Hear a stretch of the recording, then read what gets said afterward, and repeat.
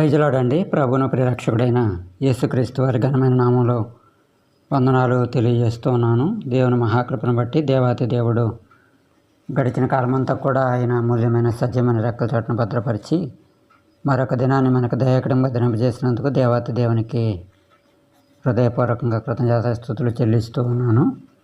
యేసుతో సహవాసమైన ఆధ్యాత్మిక కార్యక్రమం ద్వారాగా ప్రతిదినం మమ్మల్ని దర్శిస్తున్న పరిశుద్ధాత్మ దేవునికి మహిమ ఘనత ప్రభావములు చెల్లునుగాక. ఈ దిన ధ్యానం కొరకు ఆదికాండ గ్రంథము 27వ అధ్యాయము 18వ వచనం నుండి 25వ వచనాల వరకు ఉన్నటువంటి వాక్యాన్ని మనం జ్ఞాపకం చేసుకుందాం. ఇక్కడ 19వ వచనంలో చూస్తే, యాకోబు, నేను ఏసావును, నీ జ్యేష్ఠ కుమారుడును, నీవు నాతో చెప్పిన ప్రకారము చేస్తున్నాను. నీవు నన్ను దీవించుటకై దయచేసి లేచి కూర్చుండి నేను వేటాడి తెచ్చిన దాన్ని తినమని మాట్లాడినటువంటి మాట ఇక్కడ మనం చూస్తాం.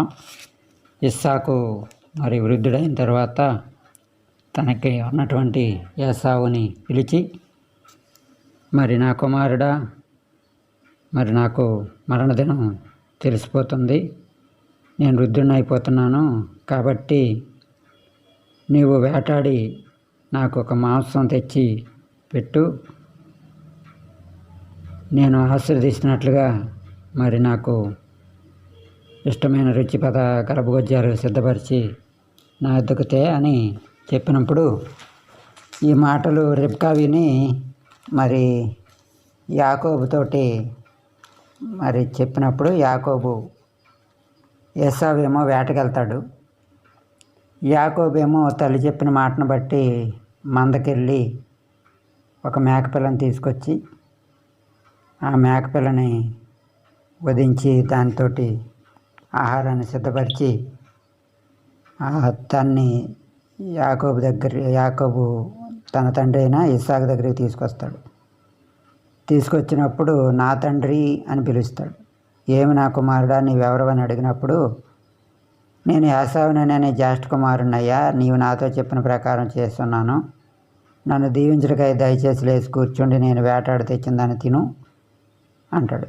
అప్పుడు ఇస్సాకు అంటాడు, నా కుమారుడా, ఇంత శీఘ్రంగా అది నీకు ఎట్లా దొరికింది అని అడిగితే, నీ దేవుడైన యెహోవా నా ఎదుటికి దాన్ని రప్పించడం చేతనే అది అని చెప్పి ఇక్కడ చాలా జాగ్రత్తగా నటిస్తాడు. ఈరోజు మన యొక్క అంశం ఏంటంటే నటించడం. ఇక్కడ యాకోబును ఏసావునని చెప్పేసి తండ్రి అయిన ఇస్సాకు ఎదుట నటిస్తున్నాడు. ఎందుకు అంటే, నేను ఏసావునని ఒప్పించడానికి, జ్యేష్ఠత్వ హక్కును పొందుకోవడానికి. న్యాయాధిపతుల గ్రంథంలో 16వ అధ్యాయం 15వ వచనం నుండి 22వ వచనాల వరకు చూస్తే, అక్కడ దెలీలా కూడా సంసోను ఎదుట నటిస్తుంది. న్యాయాధిపతుల గ్రంథం 16వ అధ్యాయం 15వ వచనం నుండి మనం అక్కడ సంసోన్ని ఫిలిష్తీయులు పట్టుకోవాలని చాలా ప్రయత్నం చేసినప్పుడు అక్కడ దెలీలా ఆయనతో మాట అంటది. ఆయన చాలా నీ బలం ఏంటో చెప్పన్నప్పుడు చాలాసార్లు చెప్పినప్పటికీ కూడా ఆ ఫిలిష్తీయులు ఎన్నిసార్లు అతని మీద దాడి చేసినప్పటికీ కూడా ఆ ఫిలిష్తీయులు జయం పొందుకోలేరు. అప్పుడు దెలీలా నటిస్తుంది అన్నమాట. ఎందుకు నువ్వు నన్ను ఎగతాళి చేస్తున్నావు, నీ బలం ఏంటో నాకు చెప్పలేదు కదా, నేనంటే నీకు ఇష్టం లేనప్పుడు ఎందుకు నన్ను ప్రేమిస్తున్నానని చెప్పావు అని తన ఎదుట నటించినప్పుడు సంసోను తన యొక్క బలం ఏంటో దెలీలాతో చెప్పినప్పుడు సంసోన్ని ఫిలిష్తీయులకి అప్పగించినట్లుగా మనం చూస్తాం. అలాగే మొదటి సమూయేలు గ్రంథంలో చూస్తే, మొదటి సమూయేలు గ్రంథం 18వ అధ్యాయము 17వ వచనం నుండి 21వ వచనాల వరకు కూడా అక్కడ దావీదుని అప్పగించడానికి, లేకపోతే దావీదుని చంపించడానికి దావీదు ఎదుట సౌలు నటిస్తాడు. సౌలు ఇజ్రాయిల్ అందరూ కూడా దావీదుని ఎక్కువగా ప్రేమిస్తున్నారు కాబట్టి ఇతన్ని నేనేం చేయను, కానీ ఫిలిష్తీయులు చెయ్యి వారి మీద పడి అతన్ని దావీదుని ఎలాగైనా చంపించాలన్నటువంటి ఆలోచనతోటి సౌలు దావీదు ఎదుట నటిస్తున్నట్లుగా మనం ఈ లేఖనాల్లో చూస్తాం. అలాగే 2 సమూయేలు గ్రంథం 13వ అధ్యాయం 1వ వచనం 14వ వచనాల వరకు చూస్తే అక్కడ దావీదు కుమారుడైనటువంటి అంశోను కూడా అక్కడ నటిస్తాడు. ఎందుకంటే అక్కడ తామారు అనేటువంటి ఒక సహోదరితోటి తను శయనించాలనేటువంటి ఒక ఆశ కలిగి మరి తాను రోగ్గా ఉన్నట్లుగా మరి ఆ తామారు మరి భోజనం తీసుకొస్తే నేను దాన్ని తినాలి అని ఒక కోరికతోటి మరి తను అంశను కూడా నటిస్తాడు. అలాగే క్రొత్త నిబంధనలోకి వచ్చేపాటికి మత్తయి సువార్త 26వ అధ్యాయంలో చూస్తే అక్కడ ఇస్కరియోతు కూడా మరి యేసు ప్రభు వారిని అప్పగించడానికి అతను కూడా మరి నటించినట్లుగా మనం చూస్తాం. కాబట్టి నటించడం అనేది చాలా ప్రమాదకరమైనటువంటి విషయం. మరి ఆ రోజు మరి దెలీలా ఆ సంసోన్ని అప్పగించడానికి లేకపోతే సంసోను చావుకి కారకురాలైనట్లుగా ఈరోజు కూడా చాలామంది దెలీలాలు లోకంలో ఉంటూ ఉన్నారు. సో కాబట్టి చాలా అప్రమత్తులుగా ఉండాల్సిందిగా మరి లేఖనాలు బట్టి మరొకసారి ప్రభునామలో హెచ్చరిక చేస్తూ ఉన్నాను.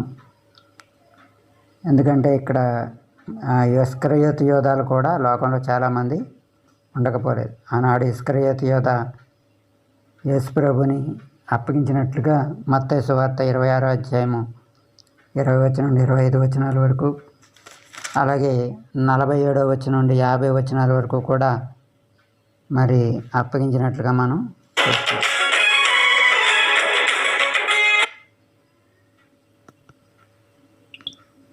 చూస్తున్నాం. సో కాబట్టి ఈ యొక్క వాక్యం ద్వారాగా ప్రతి ఒక్కరూ కూడా మరి దేవుని యొక్క సన్నిధిలో నటించడం అనేది ఎంత ప్రమాదమో, ఆ నటించడం ద్వారాగా యాకోబు ఎంత ప్రమాదం తెచ్చుకున్నాడో, మరి ఆ దెలీలా నటనలో పడినటువంటి సంసోను ఎంత ప్రమాదంలో పడ్డాడో, అలాగే అంశోను ఎలాగైతే ప్రమాదంలో పడ్డాడో, ఇస్కరియోతు యోధ యేసుక్రీస్తుని అప్పగించిన తర్వాత అమ్మివేసిన తర్వాత తను చాలా తన ప్రాణాన్ని మీదకి తనే తెచ్చుకున్నట్లుగా మనం లేఖనాల్లో చూడగలుగుతున్నాం. సో కాబట్టి నటించడం అనేది చాలా ప్రమాదకరమైనటువంటి విషయం. కాబట్టి ఇంకా జనాలు మోసం చేయాలని నటించేటువంటి పరిస్థితులు కనపడుతున్నటువంటి అనేక మంది ఈ యొక్క వాక్యం ద్వారా వారి నటన జీవితాన్ని మార్చుకొని నిజమైనటువంటి బిడ్డలుగా జీవించగలిగినట్లు దేవుడి కృపావాక్యం మన వెనుకలో దీవించి ఆశ్రయించిన గాక. ప్రార్థన. పరిశుద్ధుడైన తండ్రి, ప్రేమగల దేవా, మీ ఘనమైన నామమున స్తోత్రాలు. నీ ప్రేమ దయ సంకల్పాన్ని బట్టి నటించడం గురించి మీరు స్పష్టంగా మాట్లాడారు. యాకోబు నటించాడు యాసావులాగా ఒప్పించాలని తండ్రి అని సాకేదుట. అలాగే దెలీలా మరి సంసోను యొక్క బలమేంటో తెలుసుకోవడానికి దెలీలా నటించింది. దావీదుని సంపాదించాలని సౌలు నటించాడు. మరి నాయన తన యొక్క సహోదరితో పాపం చేయడానికి అంశోను నటించాడు. అలాగే యేసుక్రీస్తు ద్వారా మిమ్మల్ని అప్పగించడానికి ఇస్కరియోతు నటించాడు. నటించిన ప్రతి ఒక్కరూ కూడా వారి జీవితాల్లో ఎన్నో శ్రమలు అనుభవించారు, కష్ట నష్టాలు చూశారు.